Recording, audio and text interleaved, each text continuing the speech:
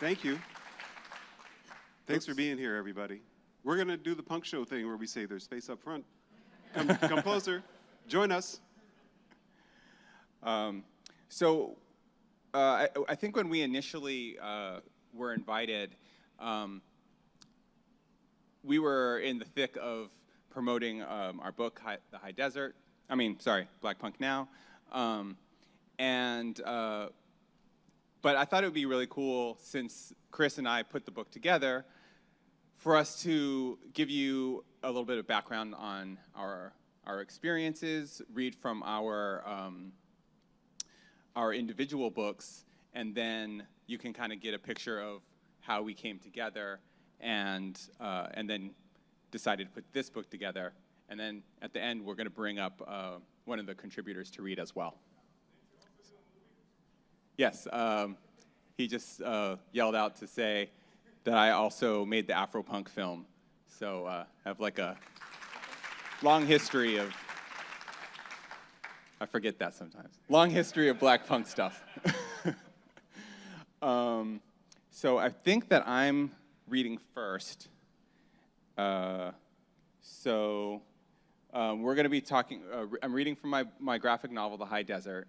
It's a 365-page memoir about my first year finding punk. It's a graphic novel. I guess a little background, I grew up in a small desert town in Southern California. I was one of 2 black punks in the scene there, and the scene itself had like a serious Nazi problem. So that's kind of like the setup you need. This is me at the time, just to give you, it's cute to see 14-year-old punks. I'm going to stand up here so I can read it as well. Do you want me to do a voice or anything? I don't think so. Can y'all see him either way? Okay, so just so you, so in this scene, this is just a little clip where I go to a party.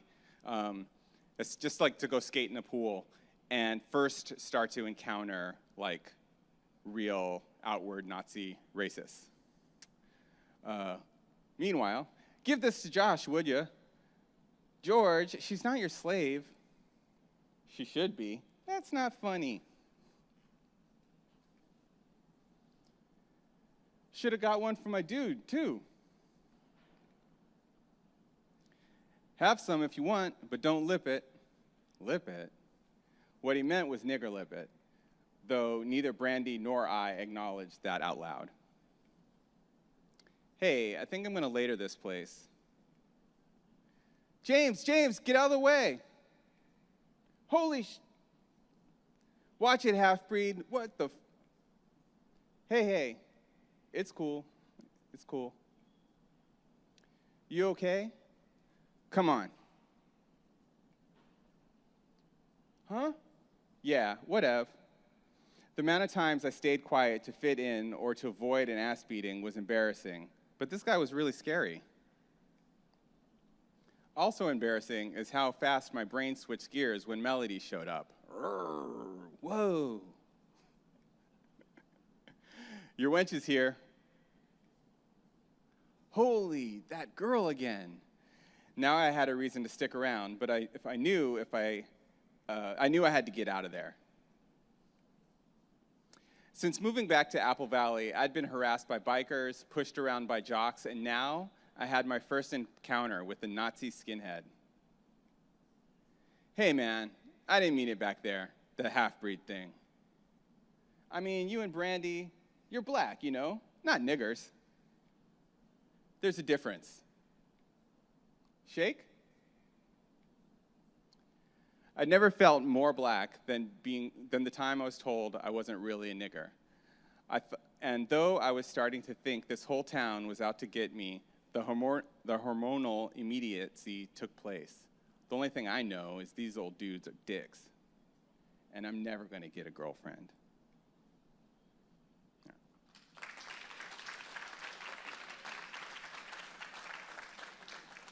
So,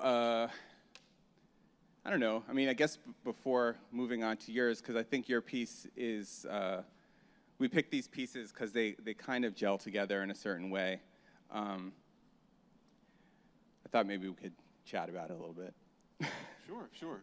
Do you want to talk about your piece? Like, would you say, was this a common occurrence, or was it how?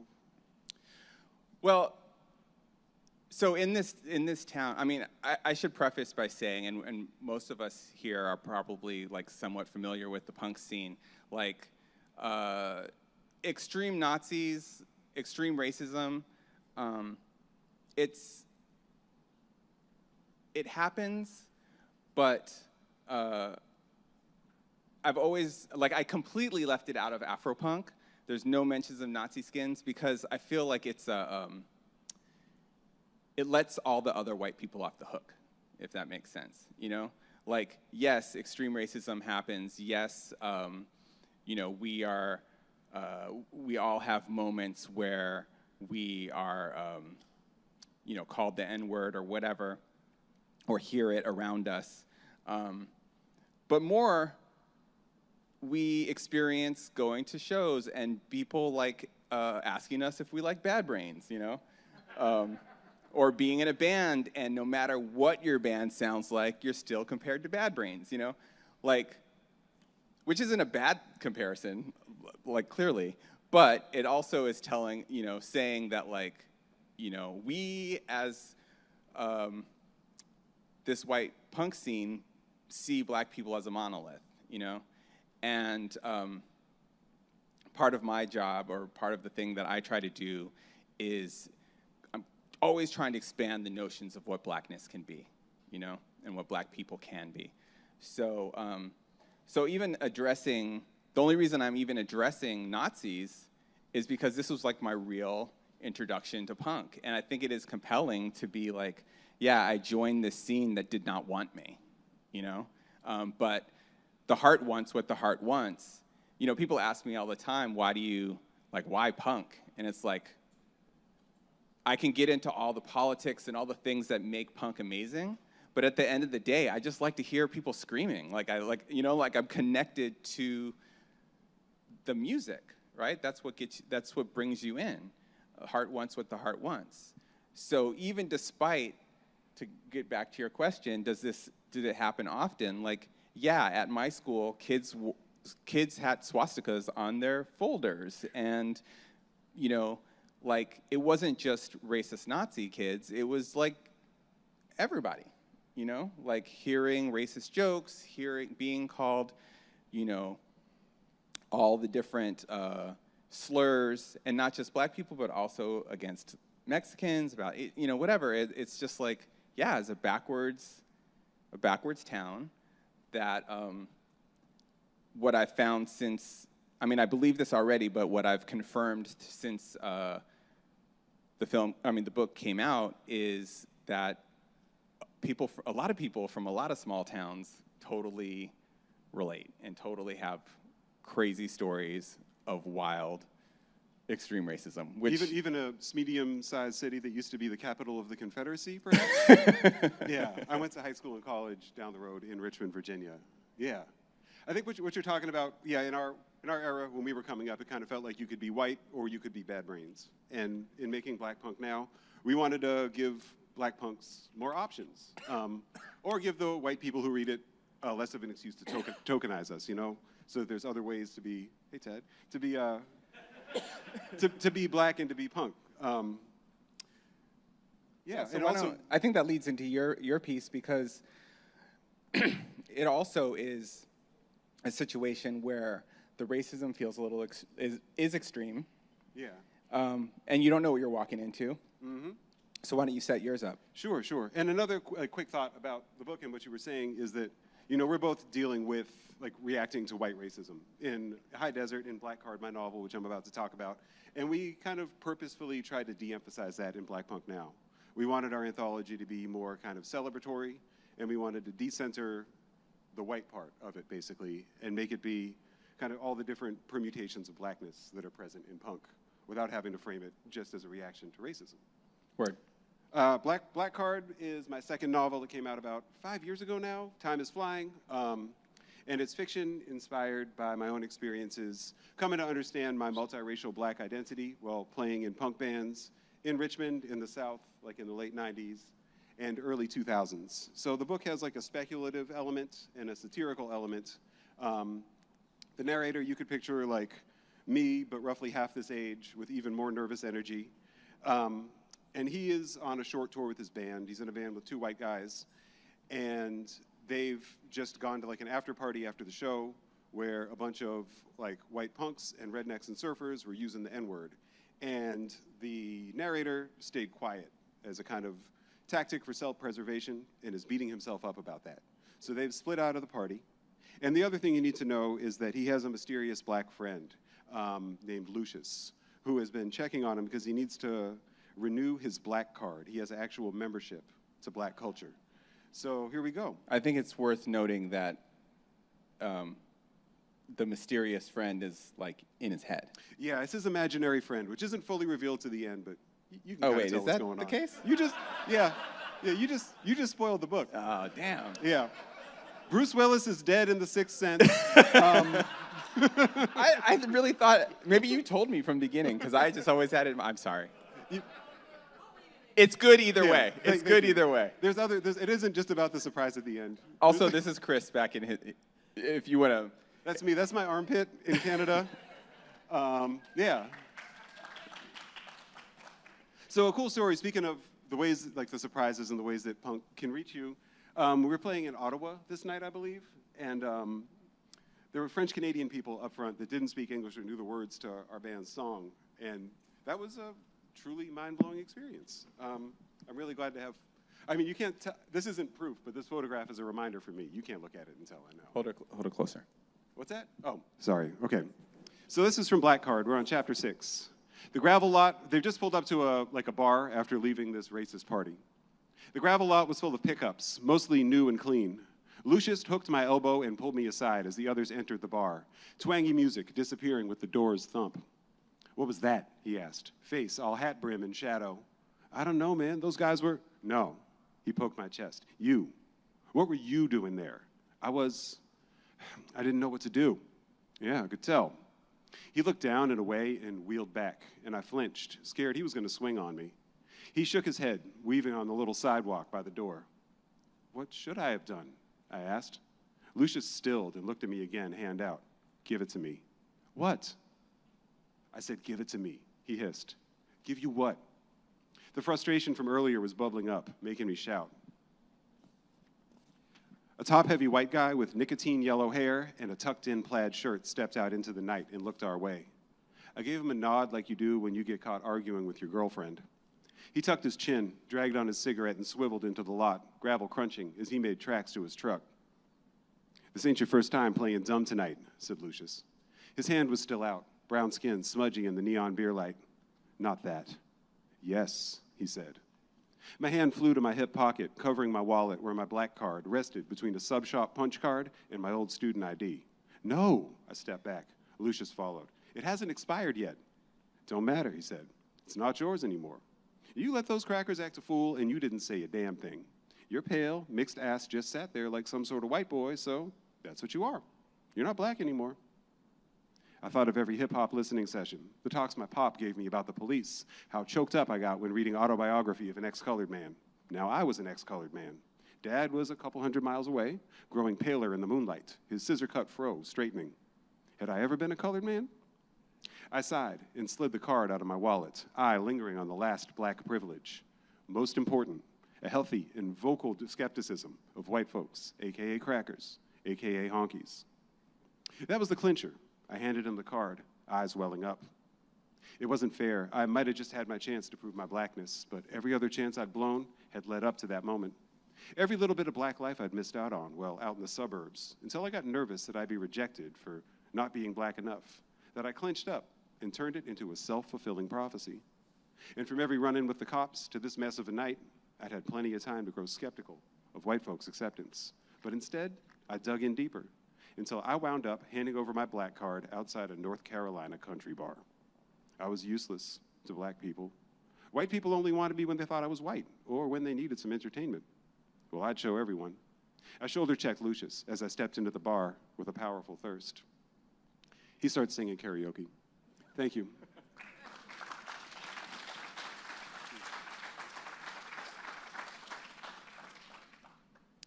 It's been a minute since I read your book, but I really loved it, and I really suggest everyone buying it. Thank you. I know why you didn't read the previous section, why the incident that happened, you know, and part of it is because it's so uncomfortable, I would imagine. Sure. It's so uncomfortable to read out loud, and it's so uncomfortable to read in mixed company. But these experiences of being a person of color in our community, especially, you know, we're in our 40s, we're coming up on, we're riding on the shoulders of, you know, the previous generations, and, you know, the thing that I always think about is that, like, we had to, I think I speak for both of us when I say we felt like as Black people in the scene, we had to be quiet, you know? Like, we're Black. It's like somebody in my film says, like, I'm Black, but I'm not here to be Black, right? Like here at these shows. Yeah. And, you know, I want you to talk about that, but it also is a great segue into Black Punk Now, because what we wanted to do with Black Punk Now was not focus on our generation in punk or the previous generations in punk, which so many kind of anthologies do, but really talk about what's happening now and how things have changed. And one of the things that has changed is that I keep seeing and experiencing Black and POC punk shows where it is a Black space, right? It is a POC space, you know? It's like whatever the equivalent is of seeing, like, you know, going to a Latino show and them all speaking in Spanish, right? Like, I've experienced that by just going to see Soul Glow or going to see Zulu, and it's like, oh, we're in a Black space right now. Like, those people on stage are not pretending or not trying to make the white people in the room comfortable, right? Yeah. And I think that's, like, beautiful progress. Yeah, it feels very, very different. I mean, I remember those shows, like this past fall, we ended up talking about this a lot, that, yeah, at the time we kind of felt like we were existing in a space that wasn't ours and where we couldn't even fully be ourselves. Like, we felt like the guests a lot of times. Yeah. And it's been really nice to see things change and in our own, like, middle-aged ways continue to experience it. And making this book was, I think, part of that experience of getting to be around, like, a newer generation of punk rockers, and getting to celebrate that. Because, you know, it could have gone a different way. We could have talked about how we had to walk uphill both ways to school, and things were so messed up when we were younger. But it's felt like a kind of gift to my younger self. Like, I wish that we had this book for ourselves back when. Yeah? Yeah, definitely. Yeah. And I wanted, I mean, you were talking about, like, not being there to be Black, someone saying that. And I'm not proud of this. I don't like this about my younger self, but one of the reasons I got so interested in the punk scene at the time was that, like, I was having a lot of, like, tragic mulatto questions and identity issues and trying to figure things out. And it was easier to be like, yeah, I'm punk, than to be like, well, I'm like a white-looking Black dude who moved from New England to a majority Black city, and I don't know what the hell's going on. I don't know what to do. You know, it's a lot simpler to just kind of get into punk and have it be this little thing that you can control. And I think that's kind of also can be a beauty of punk, is that it is very open to interpretation, and you can make it yours. And it's been nice to see that happening more and more since my time. I will say, I did an event, and I always try to have, if I can have a band play or whatever, I will. And this one band who I won't name, their singer, and you'll remember this. Oh, I do. He was like, I don't know what the whole speech, but the punchline was, I'm not Black, I'm not white, I'm Californian. Yeah, he pulled some Tiger Woods shit. Yeah. And that was just, like, so disappointing, you know? Like, Yeah, that took the air out of me. Yeah. Yeah, that wasn't why I was there that night, you know? Yeah. Yeah. Yeah. And it was also one of those things where it's like I really wanted to say something to him, but also like, if you're like, I mean, he had to be in his 30s, so I'm like, if you're in your 30s and this is what you're like, I'm not the, you know. Yeah. And you're never too old to know better, but that wasn't what the night was about. Yeah. You know? Yeah. Anyway, so yeah, but that also is, like, I think the reason that probably took the wind out of you, and the same with me, is that I totally remember a time when I related to that. You Yeah. know? And I think, you know, being light skinned, it's definitely easier to pass, even if you're not passing for white, you're just passing for comfortable. Mm-hmm. You know? Yeah. I mean, I know I look like Steph Curry at best. Like, yeah. So, you know, I mean, I think that,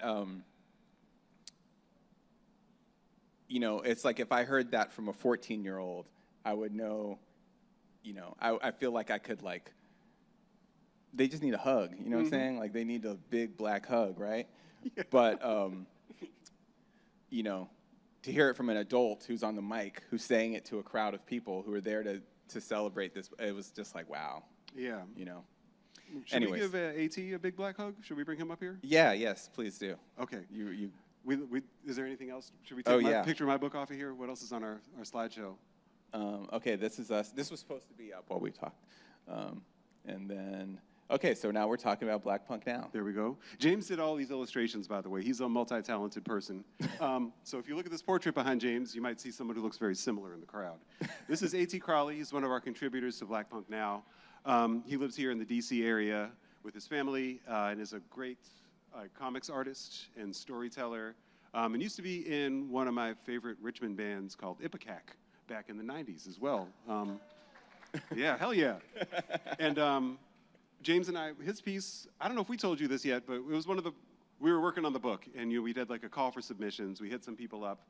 And his was the first one, like one of the first things we got where I was like, thank God, we are making a book. This is it. Like, this is exactly what we're looking for. Thank goodness. Okay. Yeah, super proud. Come on up. A.T. Crowley, come on up. This is Ipecac era. Here, welcome.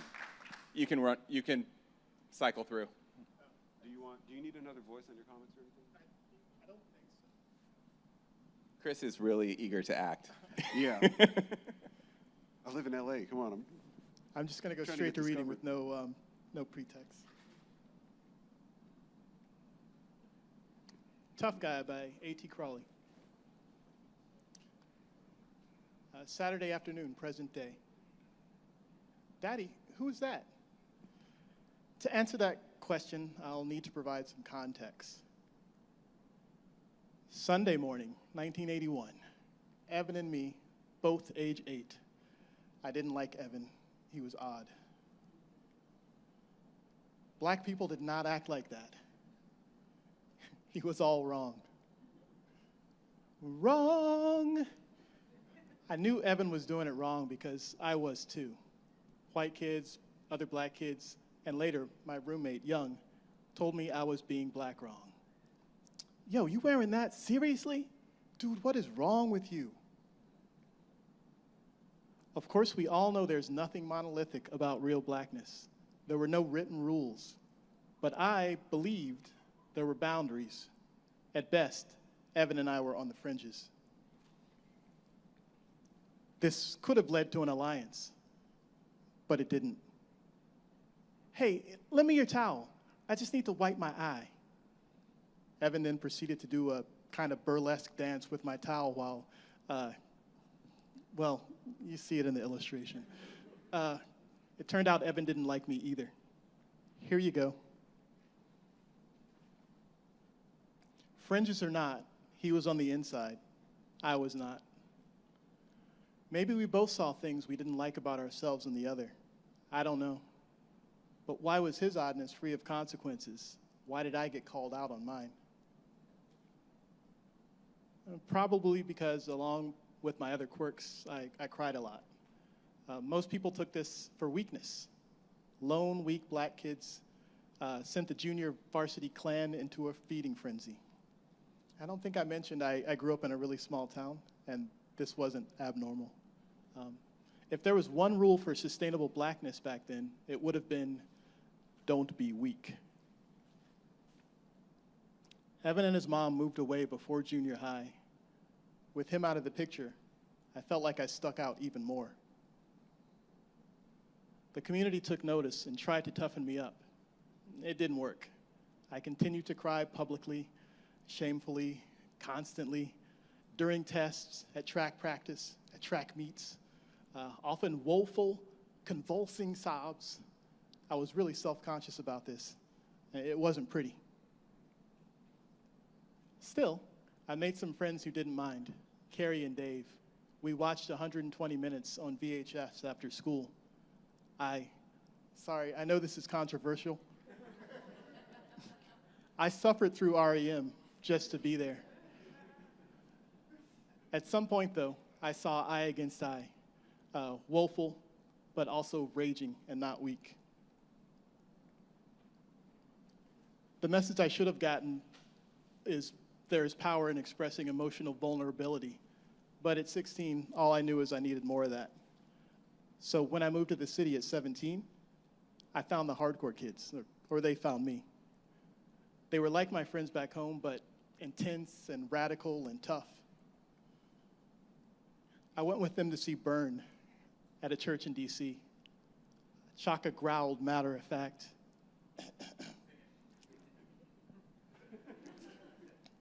I'm drowning in a sea of emotion. Drowning. I wanted to express myself like that instead of crying. In a perfect world, someone would have read me or had me read Toni Morrison or Alice Walker first, but I found myself in hardcore punk, and the tears stopped mostly. And so, bear with me. I was in a band, and our guitarist left to play bass for a super popular local punk band, and I wasn't mad at him. Who could blame him? They toured the world, super popular. I was mad at them, inexplicably. I went to their singer to tell him how I felt. Within 30 seconds, wait, I have to do that. Could you be the?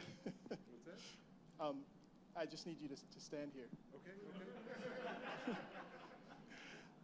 I'm drowning in it. Thank you. I went to their singer to tell him how I felt. Within 30 seconds, I was crying and all, how could you? He gave me a hug and said bands were like any other relationship. I left through the back door to avoid the other guys in the band. Of course, their drummer and roadie were coming in that way at the same time. I could feel the pity as they looked at my snotty face. It was humiliating. No one said a word. End of the interlude. And one day, maybe a month or two later, Evan, he was all, "What's up?" It had been 7 years since I'd seen him. He was sitting on a bench, chugging water, trying to flush the weed out of his system for a drug test. The test was later that day. I told him I didn't think that would work. He shrugged and headed downtown. I tagged along and we had our first real conversation. It turned out we had mutual friends. And Evan, in my estimation, was cool now. He was into graffiti, and I heard from Kay that he'd run a goofball Nazi out of town. It was a crazy, crazy true story, but that's for another time. I didn't think much of Evan before, but I appreciated him being on the fringes, especially since I'd been inside for a couple of years. We had the opposite dynamic back home. But still, everybody else here was from RVA, DC, or the beach, and they seemed so put together. Despite being accepted, I still felt like some weird lone hick. My loose but long-standing ties to Evan, a known rebel, showed that I had people and a backstory. But it wasn't an actual friendship. Even though we had a lot in common, I saw him around just a few times for the next few years. Each encounter was a lesson in being yourself, unapologetically. Back to the present day. Now I'm looking at grown-up Evan. He's the same 8-year-old kid who couldn't sit still. It's a lot tougher to be that kid at 48. Now I assume that Evan's oddness was probably ADHD, and mine likely anxiety. Kids like us in the 80s were usually diagnosed hard-headed, like Evan, lazy, or soft, like me. And being black in America makes it all more complicated. The combination of oddness and dark skin can be a red flag for some concerned citizens. So, back to their question. Well, who is he? I didn't know what to say. An old friend. Why is your friend locked up? Mistakes made by everyone. Even you? Yeah. Back then, I spent too much time looking for acceptance. I forgot to be accepting of others and myself. I didn't need to stop crying. I needed to be okay with it. I was fortunate to have found a punk scene that didn't stigmatize me for my idiosyncrasies. Their support allowed me to work out a lot of issues, but I still cry when it's appropriate.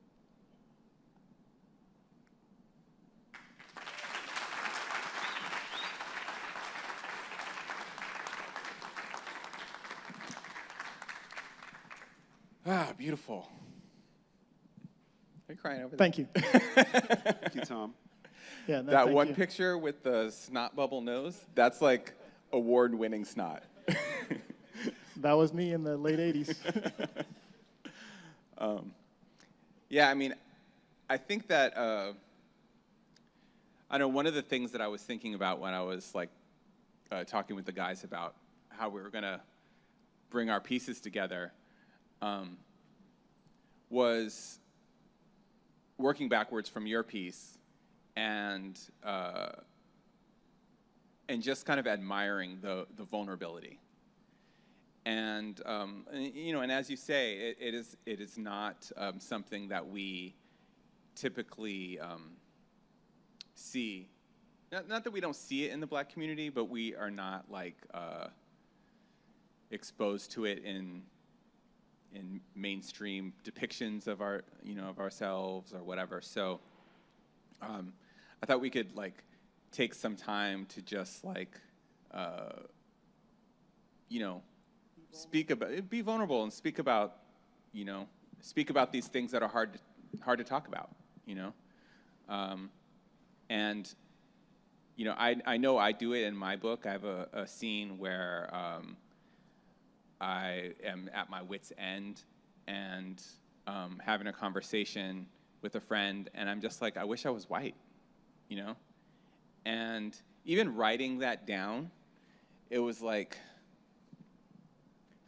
I'm talking about this person that I don't even relate to anymore. Like, I can barely remember. It's almost like a movie I saw or something.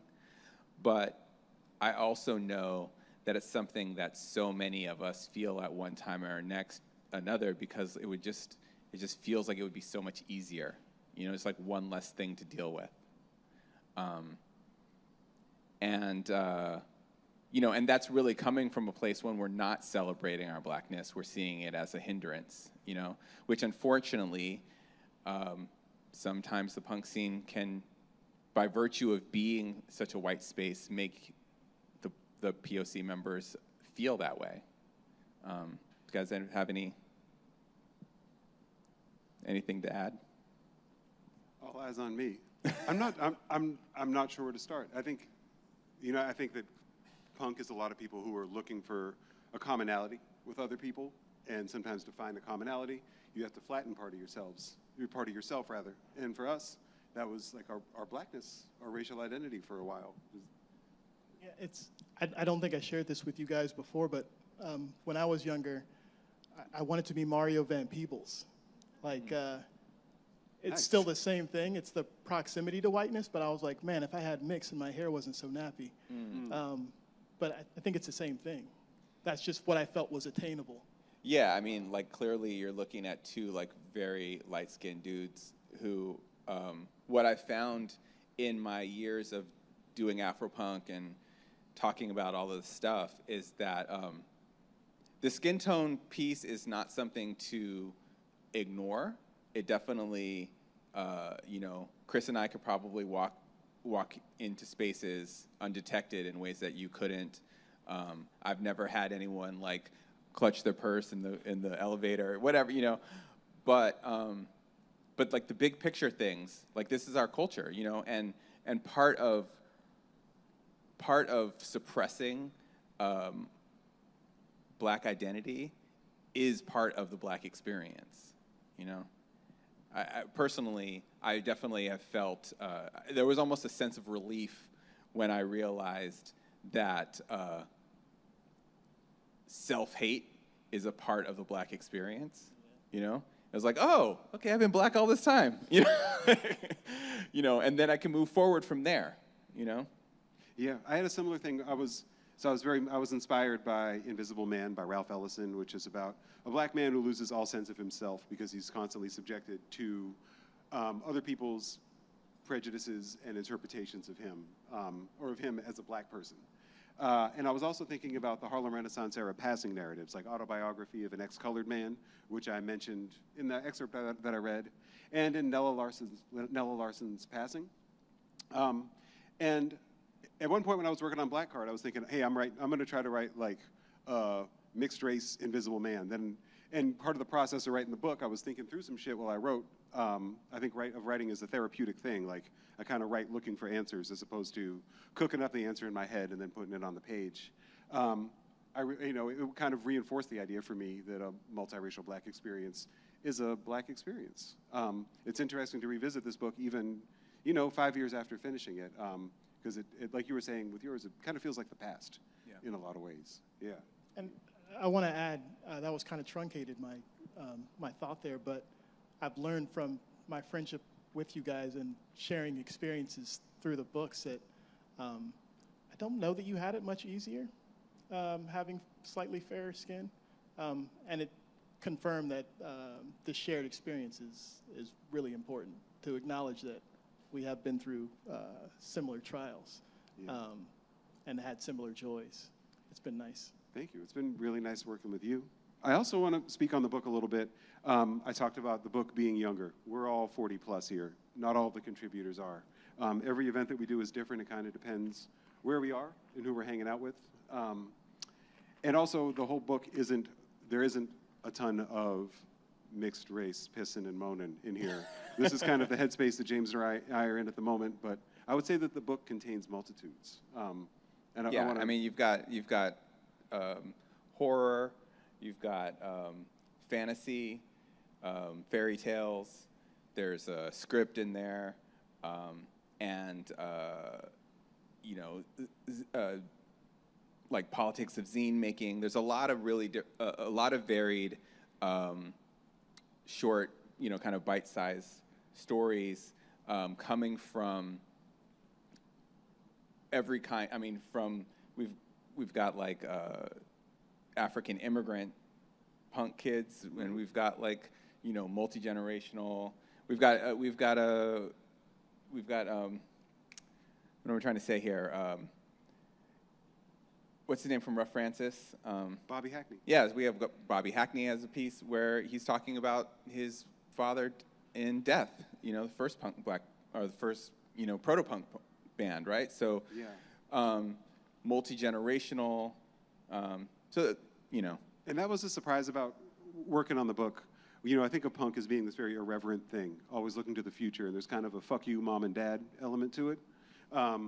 But that wasn't as present in the stuff that we were getting. It was a lot of talking about kind of bonding with parents over music, or about kind of carrying on legacies in your family, creative legacies, artful legacies, different Probably things. If we had some 14-year-old people submit, we would have got some more fuck you, mom and dad That's stuff. true. I have a grade school age kid, and I took him to see James talk about the High Desert a year or two ago, and there's a scene where everyone's singing that Descendants song. It's like, parents, why won't they shut up? And my kid, who was 8 at the time, like fell out of his seat laughing. So that's true. Maybe if he had something in the book. Yeah, and I mean, and for what it's worth, as far as being a punk parent, like, no one break into my kids' various social media accounts, but her password is parents suck, and I gave it to her. You know?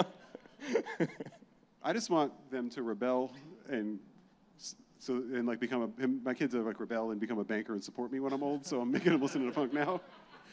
Yeah, my number one worry is that one day she'll say, "Dad, I'll pray for you."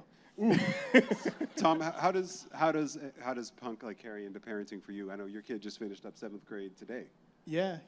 And along with what you said about hoping the kids rebel, I think I've kind of suppressed the punk influence, hoping that she doesn't rebel, in the banker direction, and instead, not knowing about my past, rebels in the punk direction herself. Oh, that's good. Yeah, hopefully this doesn't get out. She doesn't know what I'm up to, but yeah. We're just going to talk about Phil Collins when we get back to your place. Exactly. Yeah, but she's just naturally rebellious. So I'm hoping that punk has taught me that is a good thing and not something to try to suppress. So yeah, as a parent, sometimes I say, well, you have to listen to your teacher, but as a punk rocker, I say, exactly right. Give them hell. You're doing the right thing. So I guess it tempers my parenting. That's good. Yeah, it's like question everything, but please brush your fucking teeth. Precisely, yeah. Should we turn it to the crowd? Yeah, let's do some questions. We've got a mic. Just raise your hand and we'll bring it over to you. And while we're waiting for that, First, yeah, if you have a question, raise your hand. Microphone is coming. We're doing Geraldo style. Hey. Hey guys. So I had a question about, I guess, the panel's thoughts on, and this is, I feel like, a band that's left out of a lot of the conversations because maybe they're not technically punk, but Ice-T and Body Count, especially when they came out in the early 90s. For me, that was a little bit of a revolutionary thing, especially, a lot of the issues that Ice-T was talking about in the first album, jail, what it's like living in South Central, which you kind of really didn't hear in like a punk or like a metal context. So I guess I haven't read the book, so maybe you discussed it in there, but panel's thoughts on Body Count. I think Ice-T is by default, no matter what, like just automatically going to be kind of corny. And as soon as I can get past that, I think Body Count is cool. And it came out, I was a preteen. I was listening to Living Colour at home. My dad is my black parent, and he's a guitar player. I grew up hearing, Living Colour, Jimi Hendrix, Thin Lizzy, a lot of black people with guitars. And I really loved how he was taking like the politics I was hearing and, the hip hop that I liked, like Ice Cube and Public Enemy, and melding it with like the hard guitar music that I was hearing at home. And it's, I don't know, I didn't listen to it a ton back then, but when I hear it now, I get amped. I think it's cool. I think he was pretty ahead of his time. I really respect him for that. Yeah. I saw Body Count twice. Shit. 1991. That's all. yeah, I was never a fan. I know politically he's really not on point. I mean, I guess, when I was 14 or whatever, anything that was like heavy was cool, but I never really connected with it. And the whole like Law and Order of it all just feels very, like I don't know what to do with him, So I never really, I can't say anything really. All right. New Jack City was good as hell, though. I don't care. Thank you for the question. And we didn't sit around making a list of like what was punk and what wasn't. We wanted to keep the definition as broad as possible while making this book. That's not true. Well, okay, there was some stuff where we're like, okay, yeah, correct me, James. We have like Chris and I, all three of us, we come from the same lane of punk, which I think of many people here, which is like firmly rooted in DIY, Yeah. So, it's like I come from the era where like if you had a barcode on your record, that wasn't punk. So, Yeah. you know, so for me, I think we had this conversation early. Like we need to set the parameters. You know, so if somebody was going to come in and talk about, I don't know. The example was like when Rihanna wore a leather jacket in 2010 and looked kind of punk. Like if someone wants to write about how punk that was, it wasn't. It was cool, but it wasn't. That Yeah, wasn't I what mean- we're looking for our book. Yeah, I think that there's probably closer things that I'm not thinking of, but you know, we were definitely gatekeeping.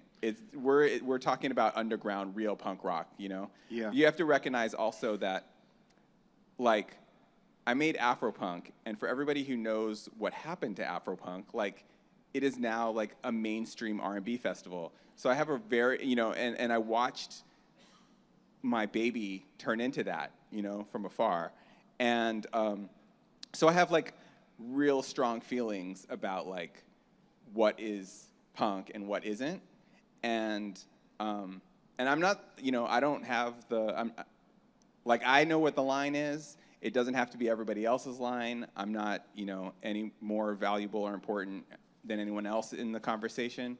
But for me, it's like DIY is punk, and bands that are like on big major labels that sound punk are something else, And and that's what I say about like my books. Like these books are about punk, but let's not fool ourselves into thinking that they're punk books because it's through HarperCollins, It's like, so, that's my line. As long as I'm honest about it, I think it's still cool, Yeah, yeah. So anyways, I totally derailed the conversation, but please, is there a question? Yeah, who has questions? I just have a quick question. Yeah. As you go through, seeing new generations of punk, how do you guys like to stay updated with new bands? Like, do you have your own communities, like, that you just keep up with? Just interested to hear, like, how you stay connected as you get older. Yeah. It's tough. Do you want to start? There are a lot of, I write for a punk magazine called Razor Cake. I review records, interview bands sometimes, review books. They keep me pretty current. Live in a major city. I get out to a show every couple months. And the funny thing is, we were talking about this, there's kind of like the middle-aged punk scene, and then there's what the young people are doing, the young people. And I will go check out new bands and be the old person in the back who's not trying to get his knee messed up. And I still find that really, really energizing. I still like the music, and I really love seeing where it's moving. I think my favorite current black punk band is Soul Glow from Philly, our excellent band. A lot of the people who are in our book, like Bobby Hackney from Rough Francis, Mars Dixon's band, Ineko. God, what else? There's a ton of really good music coming out now. There's actually 2 full pages of recommendations. Every person who contributed, recommended 5 black punk bands. So there's that's always a question. There's a whole section. For me, I mean, I often, I'm on Instagram, and I follow. My Instagram is very skews very black punk, So I'm looking for, who's playing at Break Free Fest. I'm gonna look them all up, for those who don't know, this weekend there's a big POC punk festival in Philly, and I want to know who all those bands are, So I usually take a little bit of time, every couple weeks just to reacquaint myself with what's happening. Yeah. Because it's definitely harder when you're, I saw a video today of a show in an abandoned subway in New York, Oh, was Haram was playing that? I don't know who was playing, but I was not invited. You know what I'm saying? I would not be invited. I would not be I recognize that there is stuff happening that I'm just too old for, Mm-hmm. And I'm totally okay with that. Yeah. I hope my kid gets invited. I stay in touch through my cool young friends.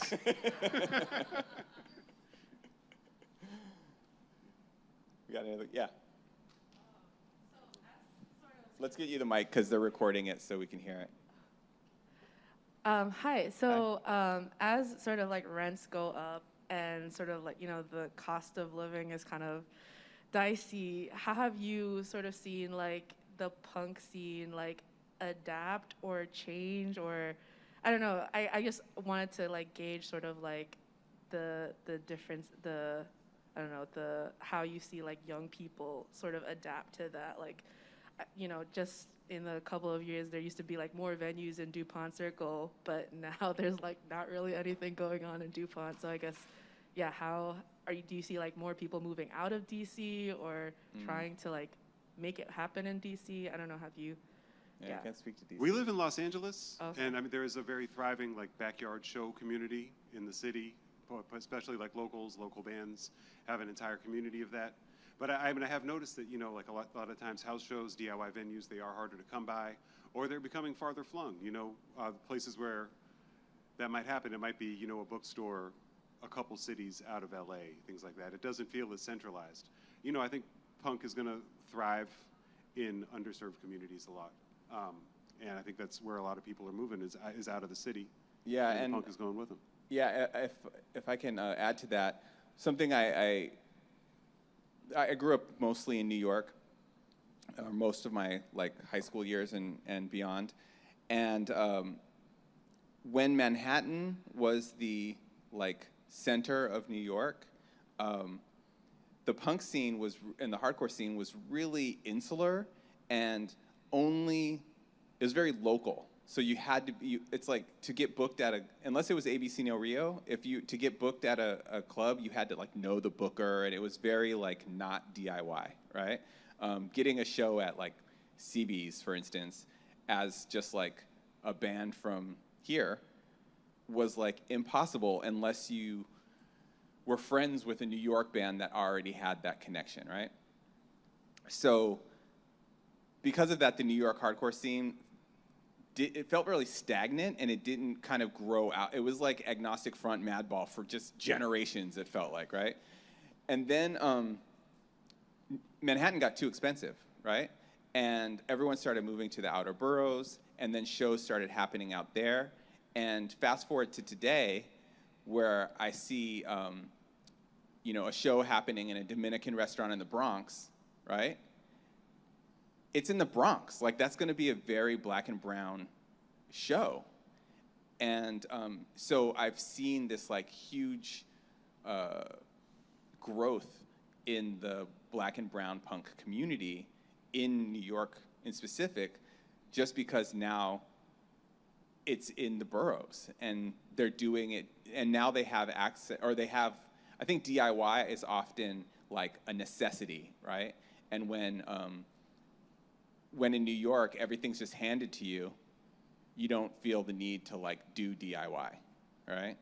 So I'm seeing the same kind of thing happening in LA, where again, like he's saying, it's like, oh, this is out in Monrovia. It's like, these outer areas.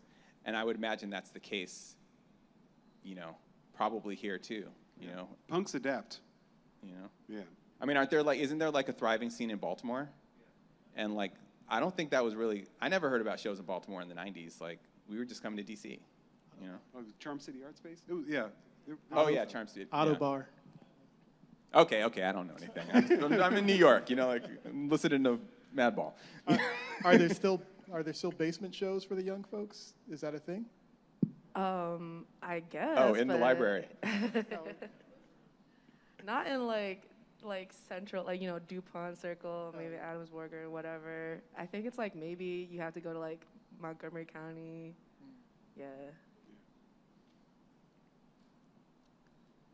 But I also think those kind of, there's something, when it spreads out like that, then you start getting more interesting, like, it's not so insular. Kids are like, damn, I live all the way out here. I got to start inviting other kids, and it starts, you start getting new kids, new breath, new life, and hopefully like new sounds. I try to stay really positive. I'm just seeing like how the growth of things, especially in the black and brown space. Maybe one more question, so we have time for sales and signing. One more, anybody? Well, we are going to be here. We've got some books for sale over there. Love to sell them to you, love to sign them for you, whatever you like. And just really want to thank the library, DC Punk Archive. This has been awesome. I really just am stoked to be part of it and hope that we can do this again sometime. And thanks to all of you for coming here as well. This has been really, really nice. And I'm looking forward to meeting y'all more once we get off the stage. Agreed, thanks. And I'm local, so hopefully we'll see each other around. AT, thank you for joining us.